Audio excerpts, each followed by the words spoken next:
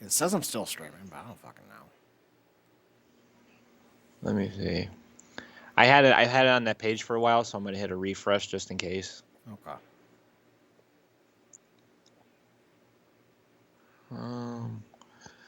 It still says we're live. But is there still audio?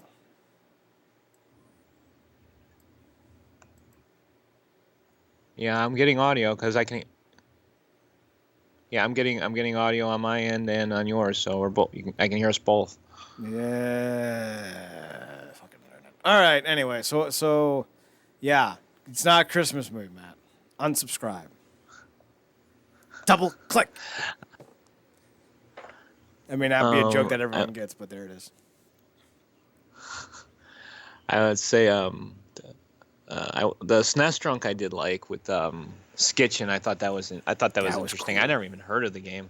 I never even heard of this game. Like a roller skating version of Road Rash. Where the fuck was this game? Right. Now it doesn't seem like it's like that deep of a game in terms of like things you can do in it, but I don't know. It might be fun to play momentarily for a few minutes. Mm-hmm. So I'm gonna check it out. Scott DeWaz did an interesting video on games being delayed and the effects that it can have on them, like in certain aspects over in certain aspects over others, like, and always that famous quote from Shigeru Miyamoto gets thrown. I don't remember exactly word for word, but I think it's like a rushed game is forever bad or something like that. Like that's part of it that I remember, and he brings that up, and he's like that's why I don't play most new games at release anymore, or like around release, or I even pre-order anything because I'm waiting for the real true thing to release, and since that never happens, then I guess modern gaming is just going to be stuck in a rut for a long time. And I don't blame him for making that argument. I feel the same way, buddy. Let's see. Other than that, I did watch Amanda the Jedi for her Ready Player 2 review. I know you haven't watched it yet, so it's not really something we can fully talk about, but I did enjoy that video. And aside from that, it's been a pretty short week, actually. Those were most of my highlights. So I just realized that like Stop Skeletons from Fighting hasn't put out a video in like what, 3 weeks? 4 weeks? About 3 weeks, yeah. Making me worried there, buddy. Making me worried. Makes me think YouTube's fucking with them again or something else is going on. I'm going to go with the latter. So I unsubscribed from Matt McMuscles like 2-3 weeks ago, but I unsubscribed from Cinemasker yesterday, and then today I unsubscribed from a basketball channel that I've been watching because he's just so fucking dull.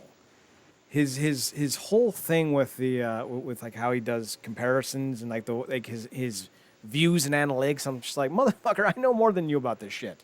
You're bad at this.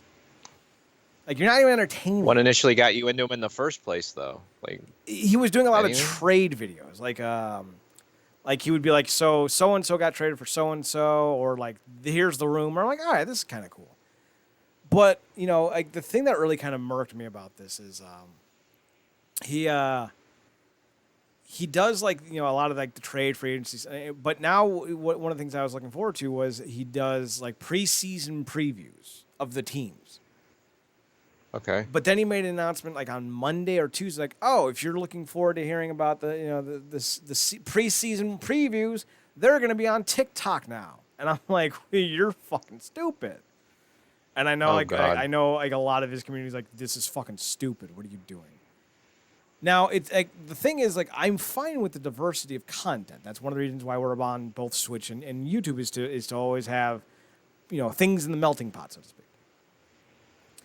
But the problem is when you're like, yeah, this is the thing I've been doing on YouTube for 3 years, but now I'm going to take it off YouTube. Why? Instead of just creating new content for TikTok. It's a lazy move, and it really shows the disrespect to the community built. And I'm like, all right, man, that irritated me, but I was still sticking, right? And then like I just watched this one video where he's like, listen, because he was doing a trade rant about why don't the Heat want James Harden? The Heat would have to give up Tyler Hero, and that's stupid that they wouldn't give him up because James Harden is infinitely better than Tyler Hero. And I'm just like, you don't understand what you're talking about anymore. Like, this is a bad take, and it's a take that it isn't even his take. Like, this is like saying Star Wars episode whatever, well, the one that everyone hated, was a bad movie. Everyone has that take. It's not unique, buddy. But he wasn't even looking at it in a X's and O sense, and that's supposed to be his shtick. Sporting logically, that's his name. He's a former basketball coach in college. Like, that was his whole shtick. And here's the issue that he never once brought up, because apparently he's not very good at talking about basketball, is that James Harden isn't a stylistic fit for the Miami offense or defense. Tyler Hero is. He's a better fit in what they're trying to do. He's a better fit for the culture, better fit for the defense, better fit for the coaching staff. Tyler Hero plays defense. James Harden does not. So, yeah, you would want the pieces that fit your team better instead of blowing it up and going, well, why did we lose in the second round like all the other teams that do this? The Clippers don't have a great team, so they lose. The Bucks don't have a great team, so they lose. And people are like, well, why are they losing? Because it's not about talent, it's about fit. And no one seems to fucking get it, and it pisses me off that so many people make money off of sports when they're so fucking stupid.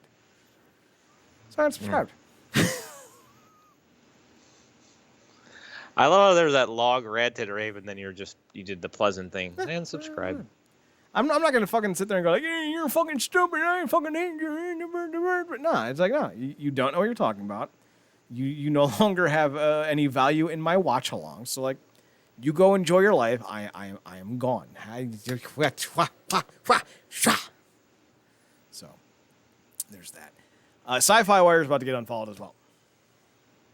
Wow, really? Yes. And why is that? So they did an EYDK and everything you didn't know about Mortal Kombat Defenders of the Realm, the animated Mortal Kombat series. Coming off the heels, or just before the heels, I should say, of an interview with the Paul W.S. Anderson, which I just need to punch him once in the face. Just one time in the face. Be like, all right, Paul, we both know why that had to happen. You watched the Resident Evil sequels. I did. No, it's fair. It's fair. I just wanted to find you. You had it coming.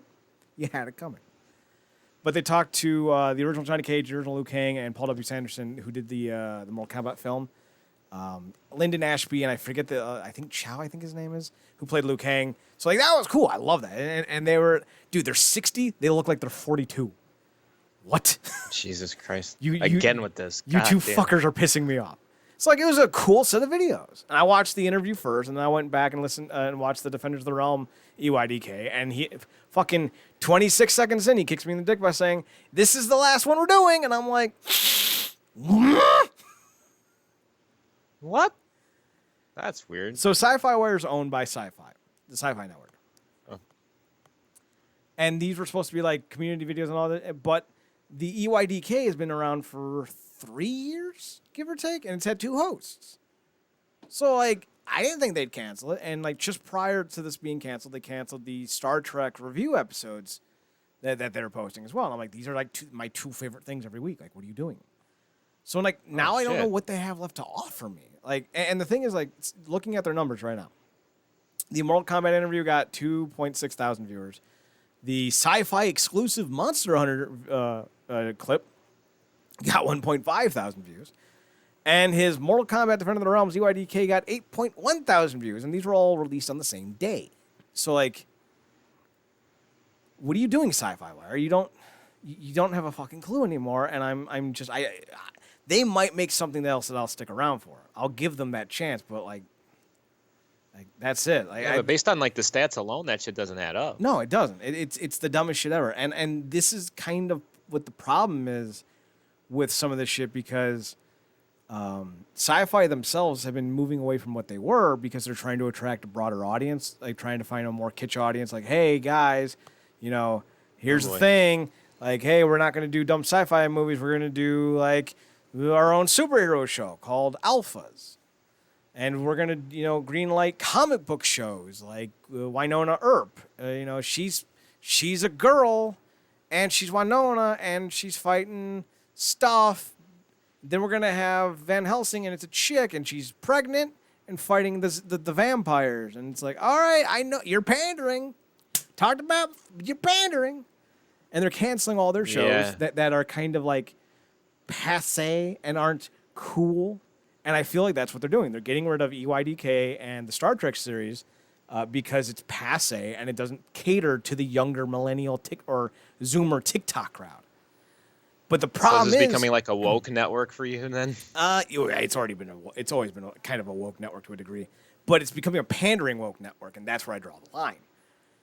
Ooh, so double whammy. That's rough. Their ratings are in the tank, and they've been in the tank since they canceled all their. There was like a sci-fi TV series renaissance, like 15 years ago. Mm. They had like Eureka. They had what the fuck was that show that they imported in from England? It was a show about monsters. I can't fucking remember the name of it. But it was an American version of a UK show. But they had that. They had Eureka Warehouse 13.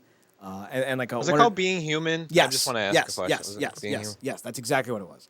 And the guy who does the voice of Starkiller in the Star Wars games was the vampire, and the nerdy dude from the early 2000s who was in everything. He's the werewolf. And then there's this beautiful Indian chick who's the ghost, and oh my God, chef kiss. It's a really good show. I love it. But like that show ended naturally. Like, they're like, hey, this is the final season, and I'm like, all right, that's fine. Like Eureka ended naturally, Warehouse 13 ended naturally. So like great. And they're coming off of Battlestar Galactica, the remake, and that show, horrible fourth season. Hey, still had some great moments though. But that series is, oh my God, man. Like Battlestar Galactica, the remake, holy shit. It's like sci-fi was like nailing it. Like they were like, yeah, look at how good we are at the sci-fi nonsense. And I'm like, yeah, technically being human's not sci-fi, but yeah. Like, Eureka's my favorite show. I have all the series of Eureka. Is good. It's so good. The Maytag Man stars in it. Isn't that awesome? Colin Ferguson. He stars in it. This is before he was the Maytag Man. And he's so good as Jack. Oh my God. Matt, you gotta watch this show. It's so good. Mwah, chef kiss. So good. And this was like during NBC Universal's like they're big, like this was, you gotta remember, Sci-Fi is owned by the same network that's owned by USA.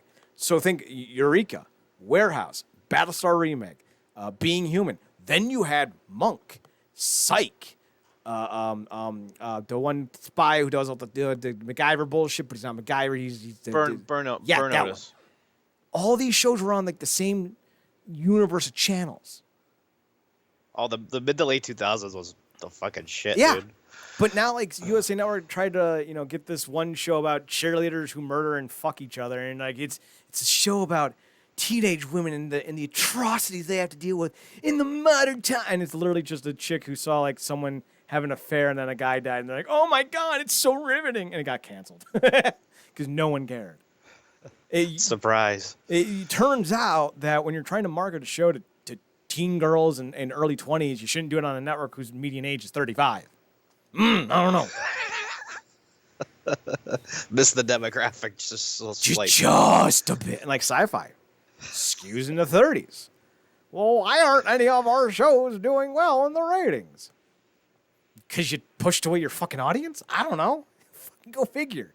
Like, golly, like they did have one good. I shouldn't even say good because it died after season 2, but it had like 5 seasons. I think it was called like The Witches, or like Magic something or something or other. I don't fucking remember what it's called. And it was cool. It was like adult Harry Potter. Like the first season was like riveting. I was into it. Like it was sex and drugs and violence and. But then like season 2, like we're gonna go to our version of Narnia, and I'm like, this is dumb. You killed the show. And they also had another good show, but it was more. It was actually science fiction related, so I was like super into it. And it was a horror show, so I was like, all right, this is interesting. Not Channel 1 whatever or Channel 3.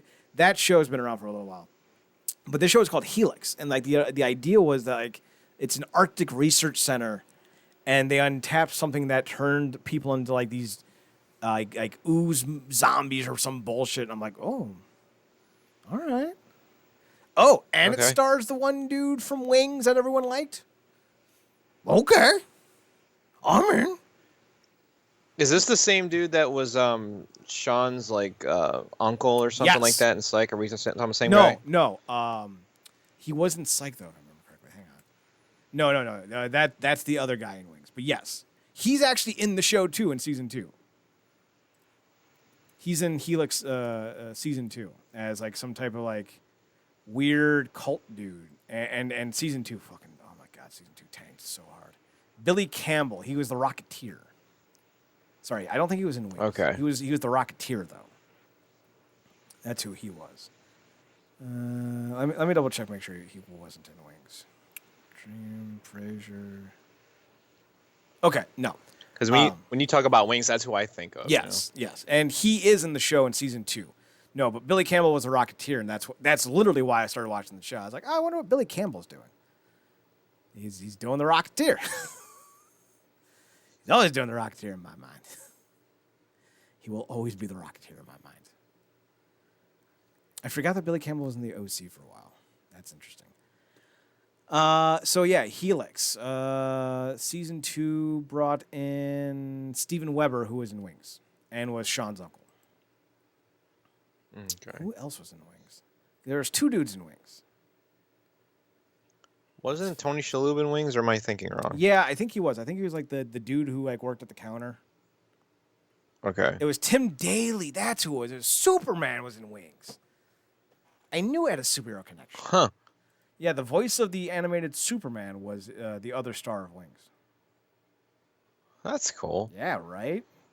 Hell yeah. I like that. Crystal Bernard, Thomas Hayden Church. I didn't even remember he was in Wings. David Schramm and Rebecca Schul and Tony Shalhoub, season 3 through 8.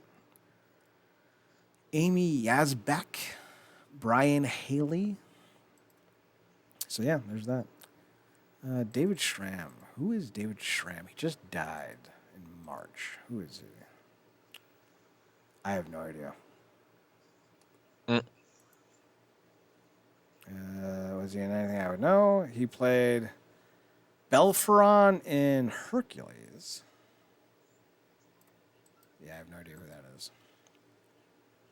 Sorry. So yeah, the animated. I'm looking this up real fast. Who's Belferon?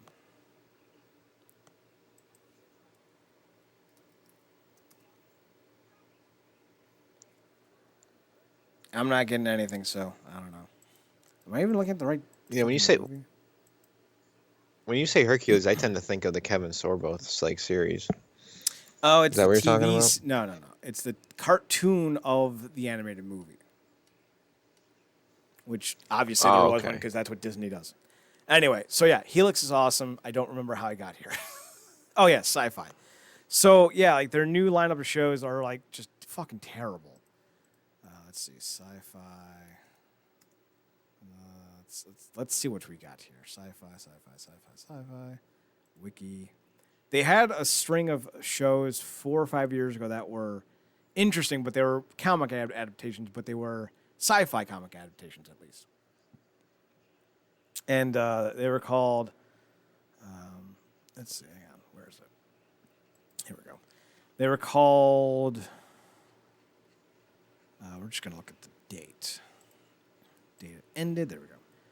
One was called The Killjoys, that just ended last year. The Magicians, not the Witches, The Magicians just ended this year. And then the one that I really liked was, where the fuck was it? Dark Matter. That one ended in 2017.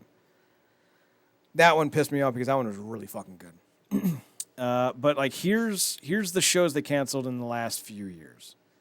Vagrant Queen debuted in March of this year, ended in June, 1 season. The Magicians ended in April of this year, I think due to budget issues because it was getting expensive. Killjoys lasted for about 4 seasons, ended in 2019. That's about, it had 5 seasons. That's about what you expect on sci-fi. Like if you get 50 episodes or 5 seasons or whatever, that's a good run. Krypton. I know Eureka only had 5, right? Yeah. Krypton ended after 2 seasons. The show Happy that starred Christopher Maloney ended after 2 seasons. Did it even get 2 seasons?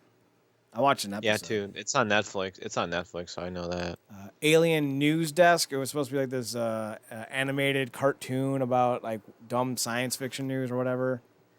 Deadly Class got literally 1 season. Z Nation lasted for 5 seasons or 6 seasons or some bullshit like that. 5 seasons of 68 episodes. Oh, and by the by, Tom Everett Scott starred in it.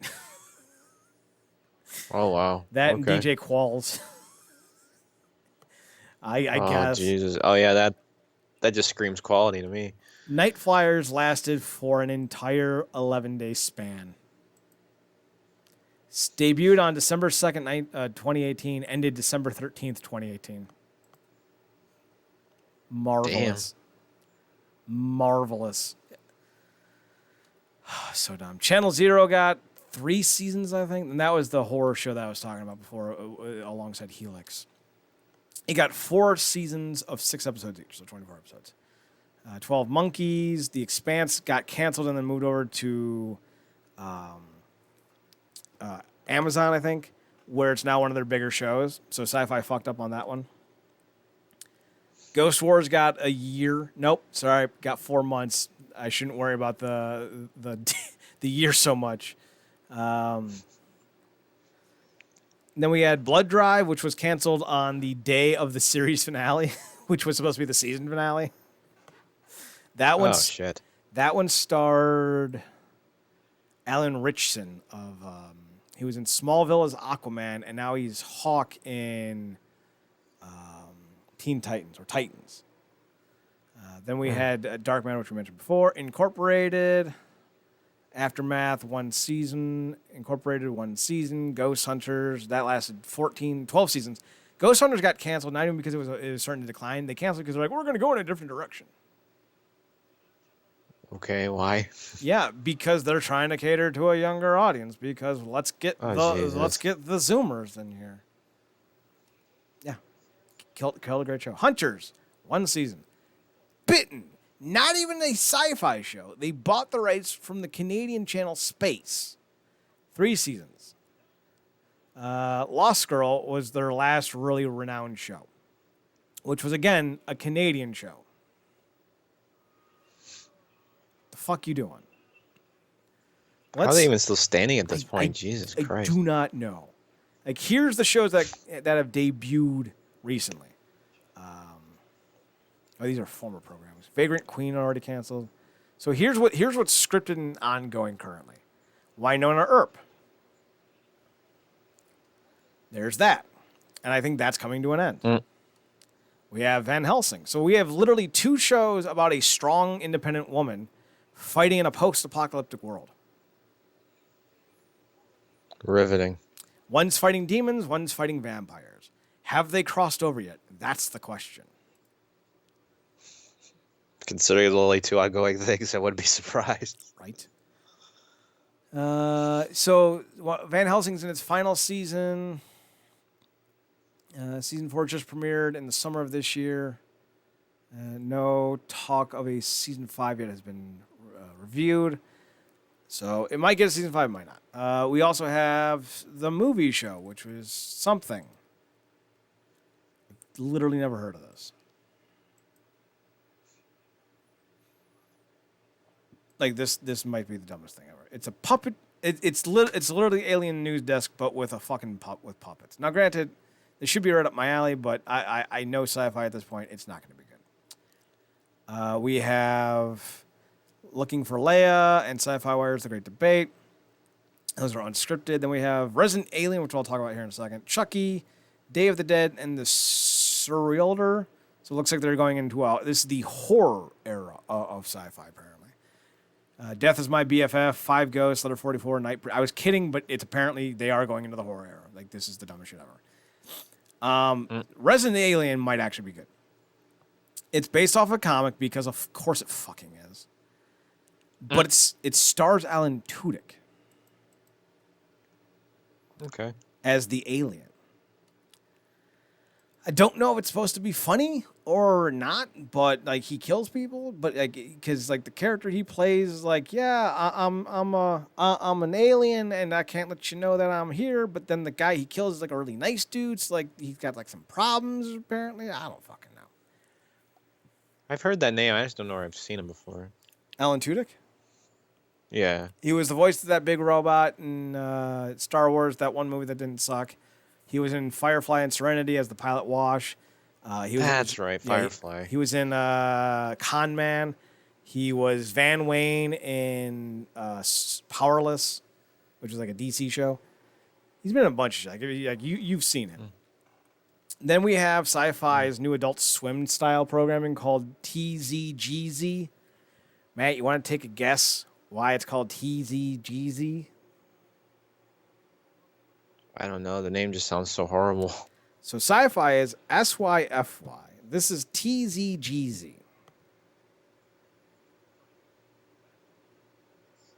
You're not gonna get it, but I like to know that you're squirming trying to think of it.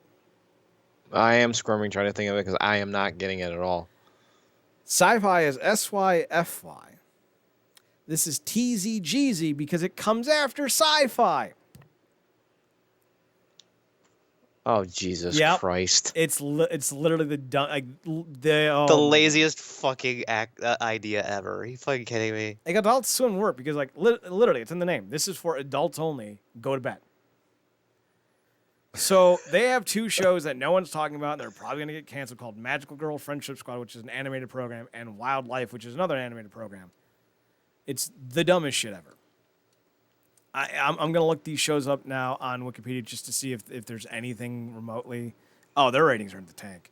106,000 people, 136,000 people, 210,000 people. Oh, you're already canceled, dude. You're done. You're done. The other one is Wildlife. This one is 177, 109, 128, 98,000 people, 135,000 people. You ain't getting a second season. Bye-bye. Not with how expensive animation is still. Like, no. You're getting canceled. Magical Girl Squad at least has some names in it. None of the main names that I can tell. None of the secondary names. But Paget Brewster's in it. She's awesome. That's about it, though. It's a chick show. It's made for chicks, by chicks, and no one else is watching it, which explains the terrible ratings. Oh my God! Wait, are you telling me that a channel that predominantly has a male audience, that a show about only women things isn't garnering an audience? I'm shocked. I gotta love the meetings where they come up with this fucking shit. Oh my God! And they go, like, what works and what doesn't. Like, Jesus Christ, your shit's taking every time. What the fuck are you doing? So Gary and His Demons, Dr. Havoc's Diary, Hellden, Dallas and Robo, which is like a John Cena show, I think. Futurama, which I think is reruns. Purgatoni and Brogan, Master of Castles, are also going to be on this programming eventually. But also, and I left this one off on purpose because, like, what? It's the Cyanide and Happiness show. Apparently, it's been airing on YouTube for a while, and now it's going to switch over to TZGZ, apparently. Same with Dallas and Robo. That's going to win. Like, the comics are great because they're, like, fucking 30 seconds to read, or not even. It's like, oh, yeah, they're funny. Then we have in development The Black Hole. I don't even want to know what that is. The Chronicles of Frank, Plutonians, The Pole, Psycho Psalms, as well as Devil May Care, Hellden, and The Summoner. They are really going into the horror era of this network. If only they had like a built-in idea, like, I don't know, horror, comedy, science fiction. I don't know. Could be a thing. So, yeah, Sci-Fi is really disappointing me. Anyway, moving on to the next thing. What else did I watch this week on the YouTubes? Anything.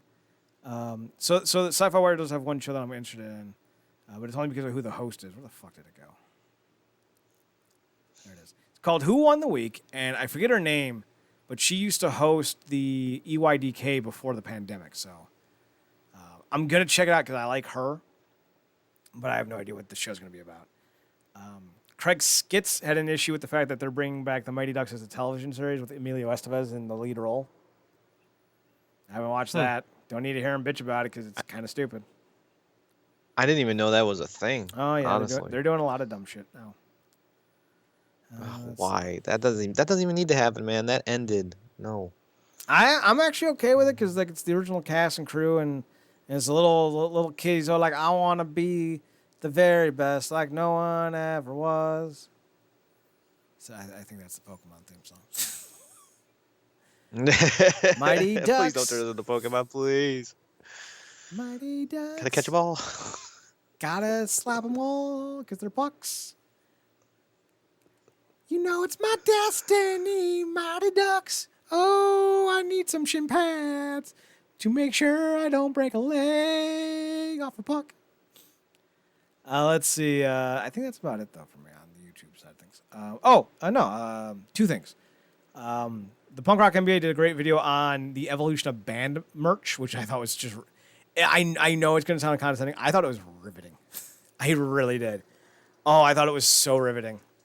I was like, this is the coolest shit ever. I'm all about finding out more history about the band merch. And like one of the revelations I found in this, and I shouldn't be surprised, but the Ramones were like, yes, we literally sold more shirts than albums. And I was like, they're the same price. But apparently the logo of the Ramones was so popular that it made them bigger than their music. And I was like, that's actually pretty interesting to think about. So definitely check that out. And my Japanese channel. I knew he had one, but I never really followed it. Only in Japan, John Dobb. He did one about mushrooms this week. I haven't watched it yet, but like, it's mushrooms. I shouldn't care, but I'm gonna be super fascinated by it. But he does like daily live streams. I didn't realize. So I'm gonna be watching more of those. I watched one, and it's like the dumbest thing in the world, but like it's so me that like I don't even care. He was trying Japanese sandwiches from 7-Eleven. And I'm telling you, someone do that before. 7-Eleven Japanese sandwiches are so much better than the shit we have. I've seen Japanese 7-Eleven before. I watch a channel that's also with somebody who's from Japan. It was Emmy Made in Japan, I think it's called. Mm-hmm. And she said she goes there and she's like, the vast differences between this one and the one in America, you don't even know half of what you're missing.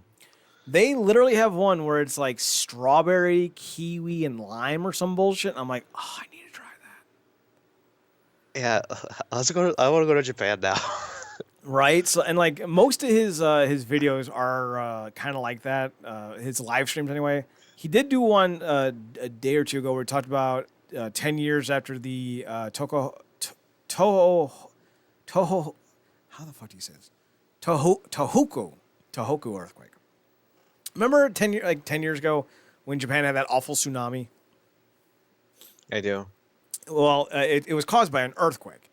And, you know, he's reflecting on it 10 years later. And he was there when it happened. I don't know if he was there in the vicinity of where it happened to. But, like, he decided to go out and talk to people about it. He did one about fishing in Kesaninuma. I can speak Japanese. And then he just did one about eating fish. Where the fuck was that one? Now I have Pokemon stuck in my head. God damn it.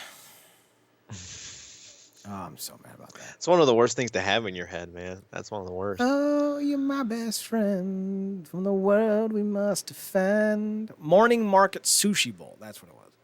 And he went to this little tiny sushi market and had breakfast while he was talking to his subscribers. And he talks about the food and like if you come to Japan, this is the right way to eat. Show proper etiquette. Like I love it because it's like it's something to learn, you know. So it's very cool. Mm-hmm. And like this is gonna be the dumbest fucking video I ever watch. But tonight in about it's already on. I guess I'll watch the replay of it. He's doing a video on Japanese domestic travel during the pandemic. Ooh, that sounds interesting. And he's doing a live stream from it looks like a train, but it may not be a train. Let's see. Let's just hover the marker over. Am I not gonna? Well, that's primarily how you travel around there, is by train. Train and bike. Lots of trains and bikes. Let's see. I'm opening it up. All right, so he's not technically on the train. He's outside of a monument. Which makes sense because there's a lot of subways in Japan, and you're not going to be able to get real good service in a Japanese subway. So, well, not only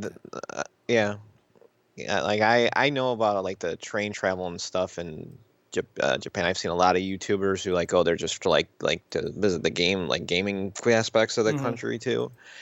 And they said like the getting the pass there is well worth it. Like it takes you around so much faster, but it's very expensive at the same time. So, Well, I don't know if it's actually expensive because a lot of Japanese money, like, imagine if we paid for everything in pennies. Like, oh, that thing costs 1,000 pennies. You'd be like, fuck, that's expensive, but it's $10. And that's the same thing with Japan. Like, they pay in yen. So like 110 yen isn't $110. It's $1.10. That's the exchange. It's not the exchange rate, but it's the it's kind of just how you read the money. I don't know what the exchange rate is. I think it's like for every dollar, for 75 cents in Japan, it's $1 in American. I think. Maybe it's vice versa. that's not that. I think it's vice versa. I think it's 75 cents is $1 in Japan, because I think our dollar is stronger there, but the Canadian dollar is stronger than ours. It's all dumb. It's all dumb nonsense. But anyway, yeah. So like, I don't know if it's that expensive. It might be like $10. To some people, that might be expensive. I don't know. But like our RTA for all day is like $5, I think, for the rapid transit down to Cleveland and back to Brook Park. I think that's like $5 round trip all day. That might be expensive to people. I don't want to sit here and be like, it's not expensive to me. But Although to be fair, it goes a lot farther too. That's the thing too. Well, yeah, you mean the Japanese trains? Right. Yeah, they do go a lot farther. They absolutely go a lot farther. You know, our train goes 25 minutes north and 25 minutes south. That's it. This one goes at like hundreds of miles per hour, like travels so much a far distance out. Yeah, ours barely moves, except laterally. It moves left and right. You're like, oh my fuck, am I gonna die on this thing? It's fucking gonna flip over. Like, what the fuck is this nonsense? Anyway. So, yeah, anything else? No, I'm pretty much set for this week, man. All right, then let's wrap it up and say goodnight. For Matthew Hedrick, I'm Chad Porter. You can check us out at realnerdcorp.com, REALNERDCORP.com. We're on Twitter at NERDCORP. We're on Instagram at realnerdcorp. Matt, what are your personals? You can find me on Twitch at mnerdcorp, same handle on Twitter. You can find me on Twitter at ChadNerdCorp, at ChadNerdCorp, and on Instagram at Chad's Photo. Be sure to go to the website, realnerdcorp.com, REALNERDCORP.com. We're going to start talking about what we're going to be doing for the year-end stuff. If we're doing a marathon, if not, we're going to start planning on individual season or year-end fucking shows and shit like that. You know, so be sure to tune in for that whenever we decide to do it. So, Matt, take us home. Good night, everybody. See you next week.